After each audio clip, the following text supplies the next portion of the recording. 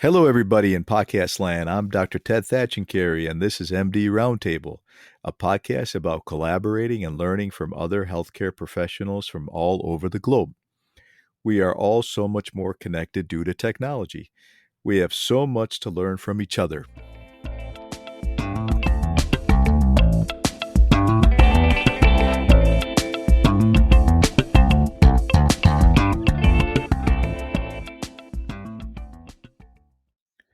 Thanks for joining us today at MD Roundtable. Folks, this is a very special episode as we are featuring Dr. Niranjan Hiremath, who is an adjunct professor and senior cardiovascular and aortic surgeon at the premier Apollo Aortic Program in New Delhi, India. He specializes in cardiothoracic, vascular, and endovascular surgeries. He's what I call a triple threat. Welcome to MD Roundtable, Dr. Hiremath. Thank you, Ted. It's an absolute delight to be here. Thanks for having me. Yeah, no, thank you for joining. I know, we've been trying to make this work, especially for the different time zones here, huh? Absolutely, absolutely. I think there have been a few challenges, and but here we are together, and I'm excited to talk to you. Great. Welcome. First off, Niranjan, I'd like to learn about yourself a little bit. Where did you grow up? Are you originally from Delhi? No, Ted, I'm originally from a city called Bangalore. It's also known as the Silicon City of India, just like SF there. And I was born and brought up basically in Bangalore, and it's down south in a Mhm, state called Karnataka. And I finished my schooling, and at around 12th grade, after 12th grade, I went to a place called Davangere where I did my MBBS. That's the med school here in India. That's for about 5.5 years. Followed which I did MS General Surgery. So we have a mandatory general surgery training if you want to get into surgical practice in India. So that was another 3 years.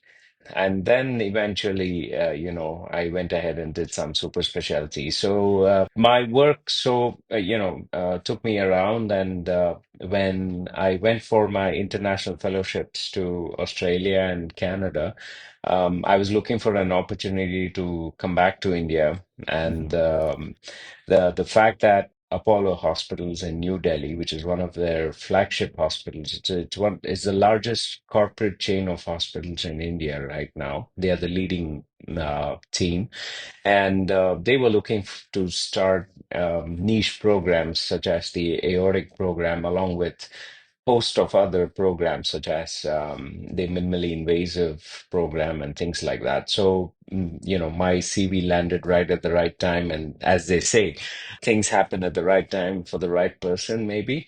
mhm. And I took that as an opportunity to move back to India, to step back into India after many years. So I've never really practiced in India. I had to come back. So that was it. So we just moved along with my family back to Delhi. Fortunately, I'm quite fluent in Hindi, which is one of the commonest languages spoken here in India. And it's been a year and a half, and it's been a fantastic journey so far. Wonderful, Niranjan. Thank you for sharing your journey there. What was your biggest childhood influence on becoming a doctor? Or who was your biggest influence? Yeah, that's a fantastic question. So I must say I idolized quite a few people, but there's one very important person. His name is Dr. Devi Shetty. He's a cardiac surgeon in a company called Narayana Health. It's formerly called as Narayan Hridayalaya, which stands for Temple of Heart, and Narayana being the Hindu god Vishnu. So he established this hospital in 2000 in Bangalore. But prior to that, Dr. Devi Shetty was, one of the very few surgeons who came back from abroad when I was probably in the eighth grade in school. And he came back to India. He was working in Kolkata and then moved back to Bangalore to a hospital which was very close to my school. So we used to have these newspaper reading education sessions. And I read about him that he's a heart surgeon and he's back in India and, doing some phenomenal work. And the next day, the teacher kind of was asking all the students, what do you want to become? And that's when I said, I want to be a heart surgeon, without knowing what it involves and how much hard work it involves. But, I took it and cut short to about when I finished my MBBS, or my second year of med school. He was invited to our medical college for a oration, for a talk. And he gave one of the most inspirational speeches I've ever heard. And that just cemented the place that I wanted to be like him. I wanted to do what he was doing. And fate, as so has it, or destiny, if we would like to call it, I Mhm. landed up in his hospital for a fellowship in vascular surgery, because by then there were a few ideas floating around that cardiac surgery is not doing very well and things like that. So I had to, I took a detour in what I wanted to do. So I joined vascular surgery, but I had an opportunity to meet him when I was after my MS general surgery. That is 8 years after that speech. And I told him that, I idolize him and he's my inspiration. And I happened to operate with him while we were in vascular surgery. I happened to do some cases alongside cardiac surgeons, and he scrubbed in for a ruptured thoracoabdominal aortic aneurysm. And Mhm. just his aura and the way he came, the way he operated, and he was there inside the OR, was really striking. And so I was always this kind of fanboy kind of a thing towards him. But then there came an opportunity where, after I completed vascular surgery, I wanted to be an aortic surgeon. This is in 2012, about 13 years ago. In 2012, I wanted to be an aortic surgeon. And I was talking to him and I was seeking some guidance. And he said, if you want to be a real aortic surgeon, you got to be a cardiac surgeon as well.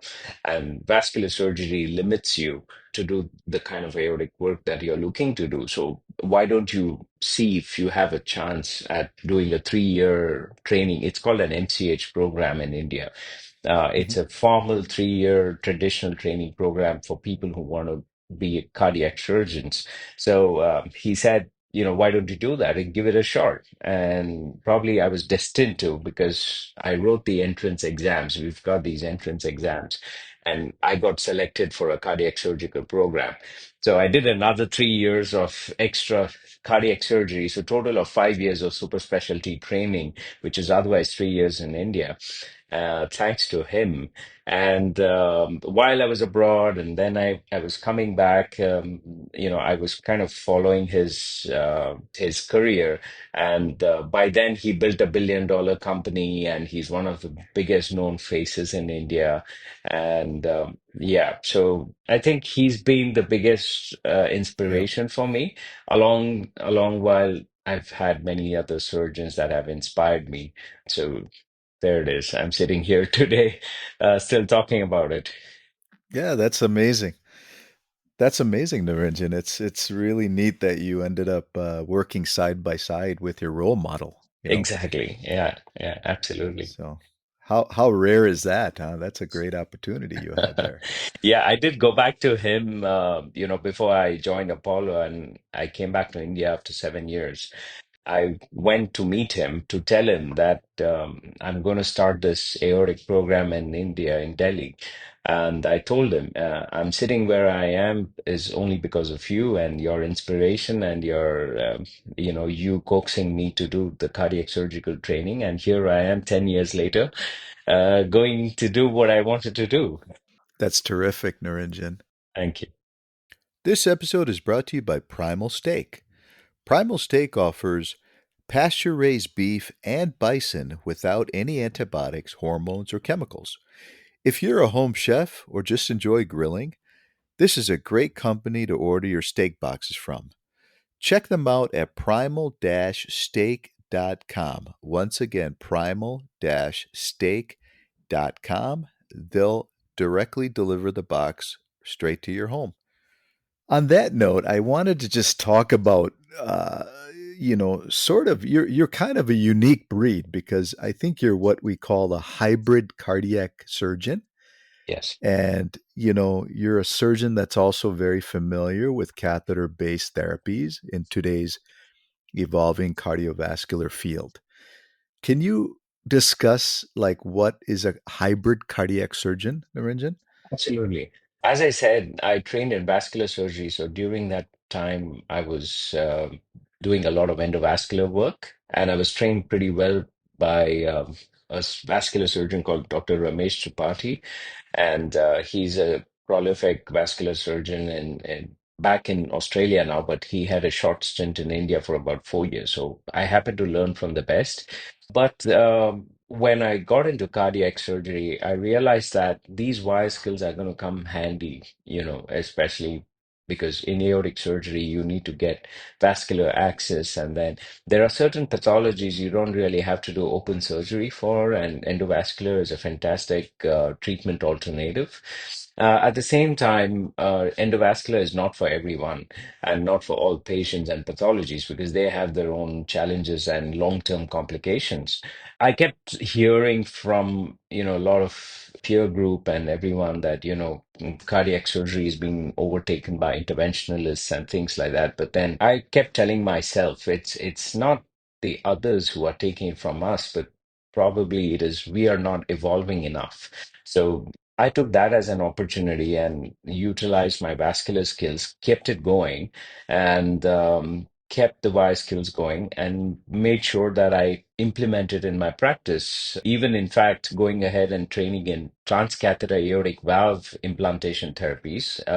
In Hmm. Toronto, I trained under Dr. Mark Peterson, and that what it did to me was it gave me a big, broad perspective of how to approach these aortic pathologies as a comprehensive treatment form rather than, just being tunnel visioned about open surgery or just being tunnel visioned about TEVARs and TAVIs.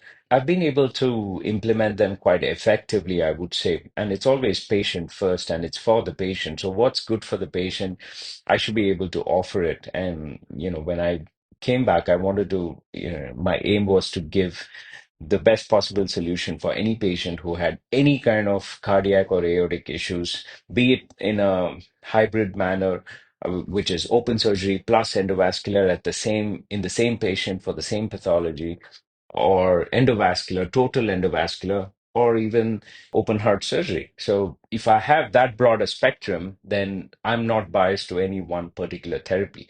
I can think Hmm. what's good for the patient. That's the kind of concept I'm working on. Good for you, Niranjan. Yeah, it sounds like you're very well rounded in Thank you. your art. So kudos to you.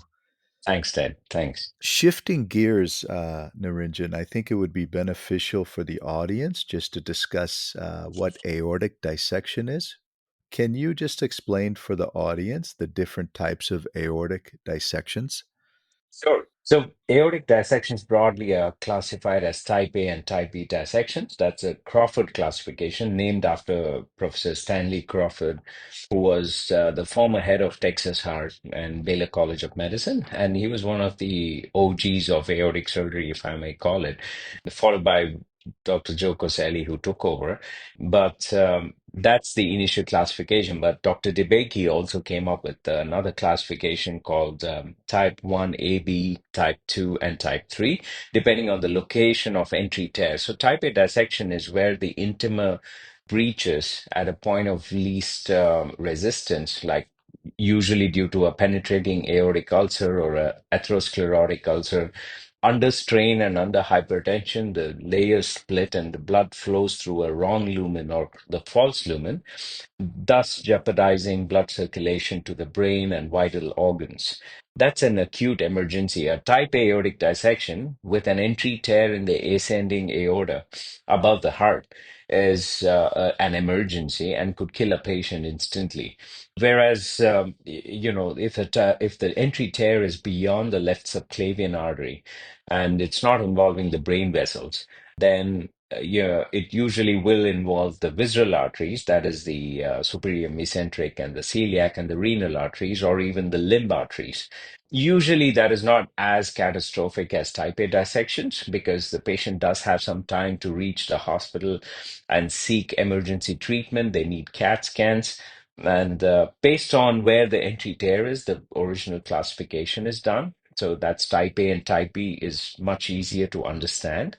And depending on what kind of surgeries we have to do, like if a patient just needs the ascending aorta to be repaired where the primary tear is, or if the arch is involved, then we need to do the arch. That's where DeBakey classification comes into the picture. And, so it broadly speaking, type A dissection is an emergency, needs to be addressed Mhm. almost immediately. Type B dissection may or may not need urgent treatment, can be managed conservatively in some cases. Yeah, thanks for explaining that, Niranjan. You're welcome. So type A would be the one that would kind of keep you up at night when you get that Yeah, call, huh? That page. Yeah. absolutely. Yeah. What are the main causes of aortic dissection for the listeners? Yeah. So I would say there are the modifiable and non-modifiable risk factors, just like any other cardiovascular disease. Like for example, atherosclerosis or hyperlipidemia, uncontrolled hypertension, diabetes.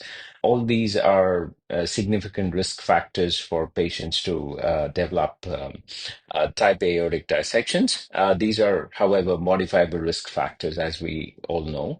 But the non-modifiable ones are the genetic inheritance from someone in the family. It could be connective tissue disorders like Marfan's, Lewis-Dietz. There could be bicuspid aortopathy that could lead to type A dissections. So, the ones that can be taken care of can be controlled to a certain extent, but the congenital ones are difficult to do so. Hmm. Got it. What is the prevalence of aortic dissection in the general population? I would say about in India, I would say that it's about just 1 or 2% of all the patients who have aortic aneurysms or who are at the risk of having it. But I'm probably seeing a higher incidence in India.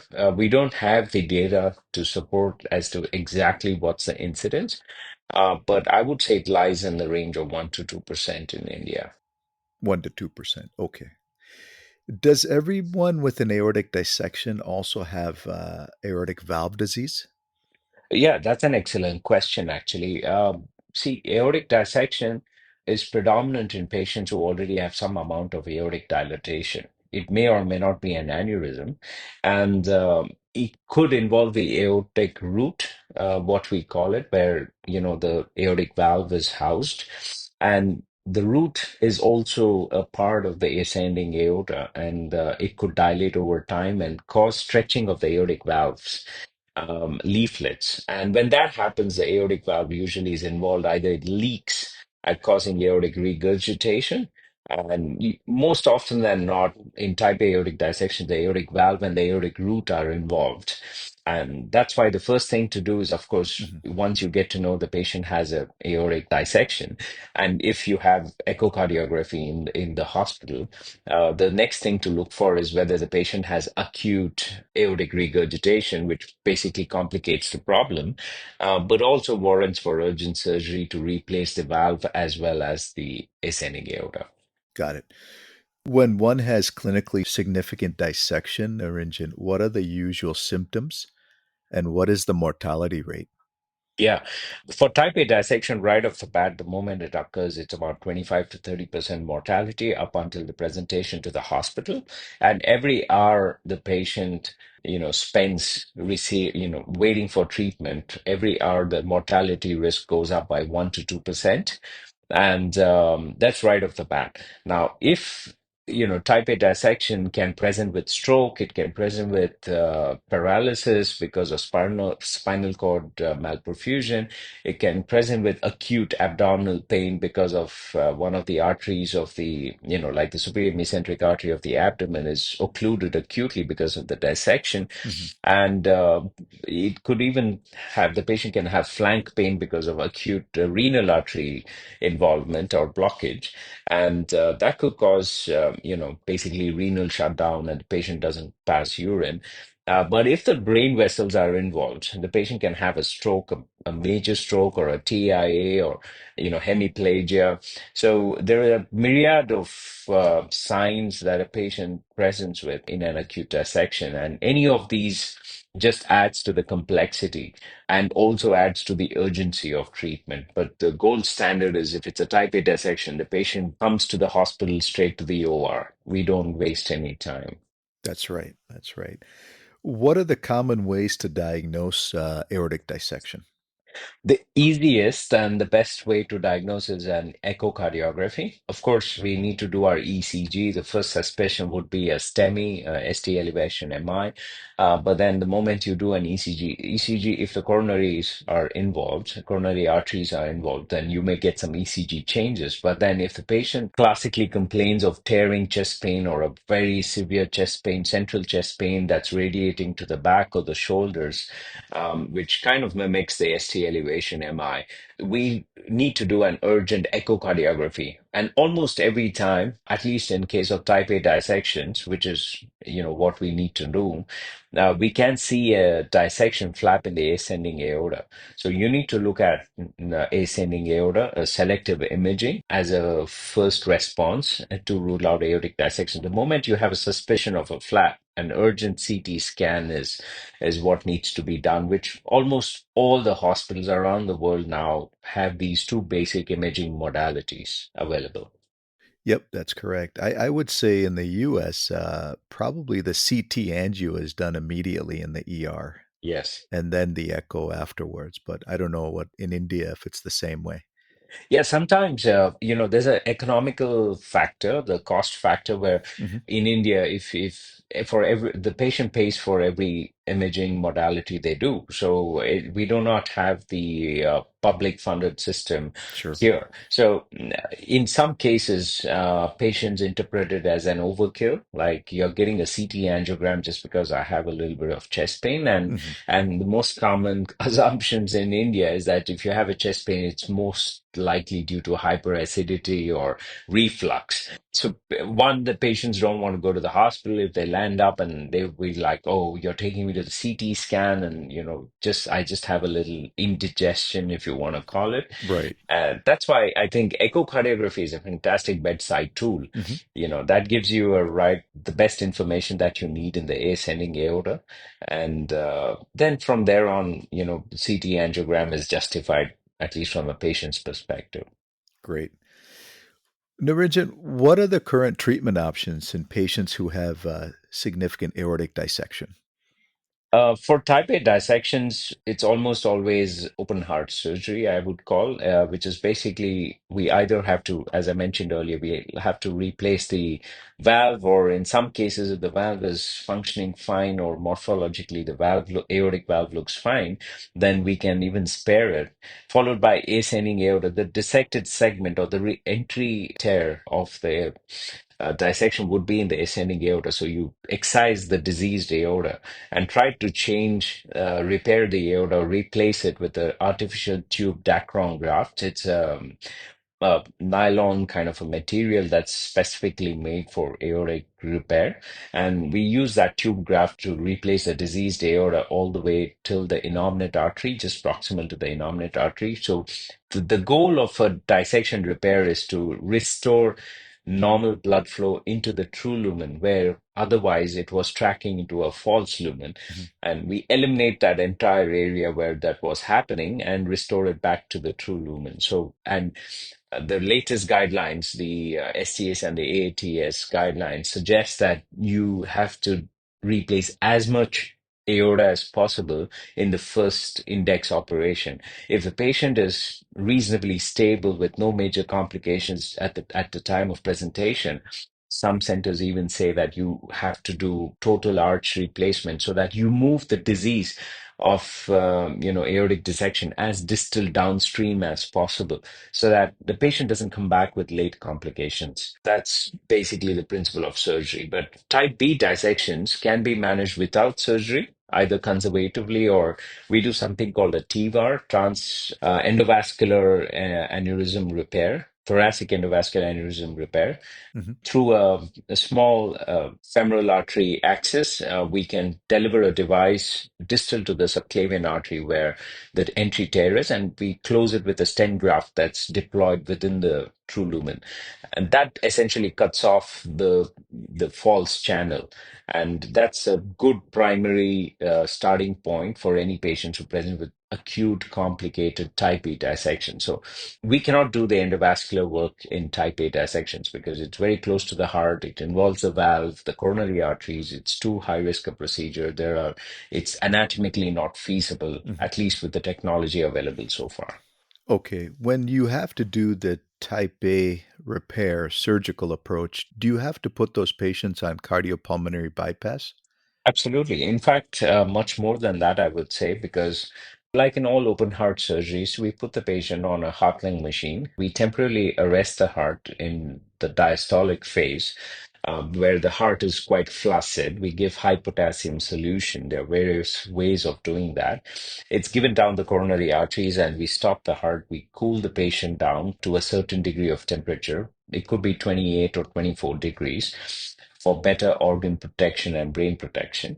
So we also use, depending on if we are going far into the aortic arch as well, then we cool the patient down to 24, and we also deliver blood into the brain vessels. That's a carotid, left carotid artery and the right innominate artery. We put separate cannulas that come from the heart lung machine, and we perfuse the brain while we work on the damaged aorta. So Hmm. it is a extensive open heart surgery procedure, but the bare minimum that we do is put the patient on a heart lung machine, repair the valve and the ascending aorta. Got it. And for TEVAR, you do not have to put them on bypass, correct? Yes, that's right. That can be done under a short GA or even sometimes local anesthesia if the patient is stable. Great. Well, you kind of already explained the risks versus benefit to TEVAR versus open repair. Yes. I think you've already covered that, so thank you. What of the latest studies using TEVAR versus open surgical repair demonstrated so far? The early mortality risks or early outcomes are excellent with TEVAR therapy. There are plenty of ongoing studies as well as the past studies that have shown that TEVAR is significantly superior, and especially in acute situations for type B aortic dissections. Hmm. Having said that, late complications are higher in the TEVAR group compared to the open surgical group. So open surgical gives a more definitive repair. You basically just remove the diseased portion and replace it. But in TEVAR, you progress the disease downstream, probably in some instances. And sometimes, despite covering the primary entry tear, there could be other forms of, other channels where the blood leaks into the dilated segment of the false lumen, causing late aneurysms and complications. So for short-term outcomes, TEVAR is excellent, Hmm. whereas long-term outcomes, open surgical treatment is good. Great. Thanks for clarifying that, Niranjan. What do you see in the future in the field for the management of aortic dissection and cardiac surgery? We are at the cusp of, I would say a lot of great hybrid therapies in the market. There have been a couple of companies who have basically launched, these hybrid prostheses in the last, I would say, a decade or less. In fact, I would say 5 years, and some excellent outcomes with these hybrid prosthesis. A hybrid prosthesis is one where I mentioned to you that a Dacron graft is used to replace the ascending aorta, followed by, a stent graft that's placed in the descending aorta. So now we have prostheses where they come together, they come pre-made along with the arch vessels, Hmm. the brain vessels. So the whole thing is replaced in one sitting. the patient doesn't have to come back for a future endovascular repair, but we've already done that. And we've comprehensively, using this processes, we can comprehensively replace the entire thoracic portion of the aorta, right from the aortic valve to at least mid-descending aorta. So I see an influx of hybrid processes and improvement. There's also a recent review as well as, I would say, recent usage of AMDS stent. It's called it's basically a hybrid prosthetic device where it's got the Dacron graft for open surgical repair, but it's got a bare metal stent. So you don't really have to go into the arch to replace the arch in every dissection case, Hmm. because you have to arrest the body circulation. You need to perfuse the brain. It has its own complications. To avoid that, they now have a bare metal stent. The concept is that the true lumen or the real channel is actually compromised, and the false lumen is quite big in a acute dissection. So when you put a bare stent, which does not have any covering over it, it's just a scaffolding basically. You just put it in the true lumen and forcibly expand the true lumen back after eliminating the original entry tear, Hmm. and that's got some really promising results. And I just recently read a 1 year result where significant decrease in mortality, early mortality, and 1 year mortality, and significant decrease in strokes. So that's promising. There are a lot of devices in the field of hybrid Hmm. surgery for these dissection cases. That's fantastic, Niranjan. Yeah, very exciting stuff. Yeah. Niranjan, what's the biggest surprise you've had in the last few months or years moving back and setting up a practice in India? Excellent question, Ted, because India is a different ball game compared to the Western side. Like, number one, the biggest fight, I would say, or the biggest challenge for me is awareness about aortic diseases, which is almost lacking in India because, predominantly people know about heart valve and CABGs, which is one of the most common surgeries done here, but hardly anyone had heard about aorta or aortic diseases. For example, when I joined the hospital, the ancillary staff here, like the receptionist, the paramedical staff, the some of the nurses, they didn't even know what aorta is or an aortic aneurysm is. Hmm. I had to start from the scratch. And today, cut to 1.5 years down the lane, everybody knows what an aorta and what I do. Hmm. Like if it's an aortic aneurysm, my name is synonymous now for with that, because people have slowly realized, and I'm spending significant amount of my non-operating time raising awareness about this. So I think that's the biggest challenge for me, because in India we rarely have incidental pickup of aortic aneurysms, unlike in the West, where any trauma patient or any other patient being worked up, they undergo a mandatory CT scan, which will eventually, Hmm. even if it's a non-contrast, CT, picks up an aortic dilatation. But here in India, there are very few pickups. So patient eventually comes when his aneurysm is like 8 centimeter, 9 centimeter, 14 centimeter in the abdomen, Hmm. and they come with symptoms, acute symptoms. It could be rupture, it could be dissection, it could be pain, uncontrolled pain, and then they start scurrying for aortic surgeons. There's no concept of aortic surgeons when I came. It was just Hmm. cardiac surgeons doing aortic surgery, and the ones who really dared to do that, which are far and few in India, by the time they get to them, it would either be too late or they would land up in a different center and where they don't have enough experience with aortic surgery. So they would just get an emergency kind of a band-aid treatment, I would call, where the aorta would be partially replaced just to save the patient's life and get him out of the OR.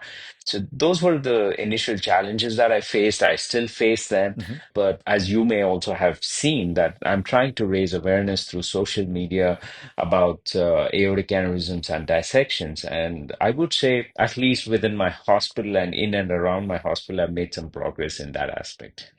Good for you, Niranjan. Yeah, very impressive. Okay. How do you continue to learn and stay up to date in your field? That's wonderful because I think one of the most important aspects of these niche programs and niche surgeons, if I may call, is that we got to constantly keep up to the technology. Now, whether in the field of transcatheter aortic valve implantation or TEVAR, thoracic endovascular aneurysm stent grafts, Open surgeries, not so much, but technology is constantly evolving, and we got to keep ourselves up to speed. In fact, even to date, if I have an opportunity to go for a short skill course, anywhere, I still do that. I constantly update my skills. I watch a lot of CTS net videos. Hmm. It's important to have the preliminary knowledge and skill set to be able to learn from those videos and execute them. So I do read a lot. Almost every day I read it. There is something on, Elsevers or Scopus or something that I keep myself updated. I read through all the guidelines, and I would say one of the most important things I do is before every major surgery or a complex surgery I do a lot of research. I watch a lot of videos. I make notes and keep myself absolutely prepared going into the surgery. So that's helped me in my, to keep abreast with what's happening around. Great. Very good. What are some of the things that excite you the most right now in this specialty? And what are some of the future directions in India that you see in the field of aortic surgery? That's a great question, Ted. The thing is, as I mentioned, India is a different ballgame. So, along with raising awareness, it was also important for me, one of my ambitions, so to speak, to come back to India and bring the kind of quality that we see, maybe in Cleveland or Mayo, which are basically the epitome of quality surgeries. I wanted to bring that quality back to India, including the skill set. For example, valve sparing operations used to be far and few in India. Now I'm able to perform them quite regularly here. So, especially patients who are in their younger age group, it's of great benefit. We don't have to cut out a normal functioning valve. So, in that aspect, I've been able to so far bring those therapies here in India, perform them quite effectively and quite often on many patients. But in the future, I'm looking at building this program, or rather, I would say, growing this program into a flagship. I would say center of excellence, aortic center of excellence that can provide every form of therapy under one roof. The patient doesn't have to go pillar to post trying to find a transcatheter person, doesn't have to take two, three opinions, doesn't have to look for a surgeon who does aortic aneurysm surgeries. They can basically come into my office and, they get a solution for anything and everything in cardiovascular diseases. So I'm looking at building a center of excellence, at least for the north of India, which is a huge territory. As you know, we cater to a very densely populated region Mhm. in our country. So that's where I'm looking at heading. Very intriguing, Niranjan. You must be a very busy man. Thank you, Ted. I think it is a challenge, but I'm trying my best to do what I can. Great. Niranjan, what are some of your interests outside the hospital? How do you like to decompress and relax? That's a very important question, especially in today's day and time, I would say.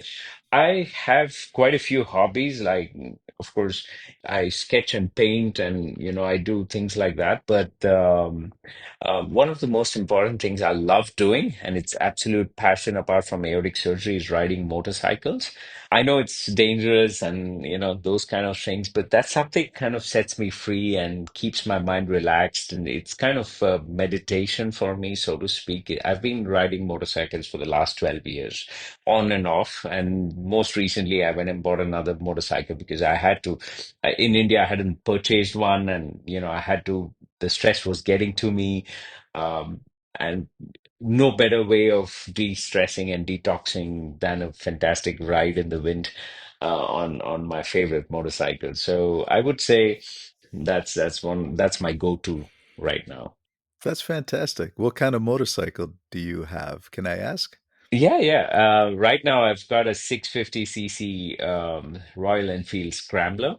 It's got this. It's not too fast and it's not too slow, but just the right amount for Indian roads. It's good enough. But in the past, I used to ride these fast sports bikes on tracks, and, but I don't want to take that kind of risk anymore. I've got more Yeah, yeah. responsibilities right now. Right, right. Yeah. Especially because I'm sure you've seen your share of trauma asthma patients too, I right? So, have, I have. Yeah. well, yeah. Well, listen, Niranjan, I know you're busy. I appreciate you coming on, and thank you so much again for your time and being a guest on MD Roundtable. Keep doing the great work you do in Delhi and Apollo Medical Center.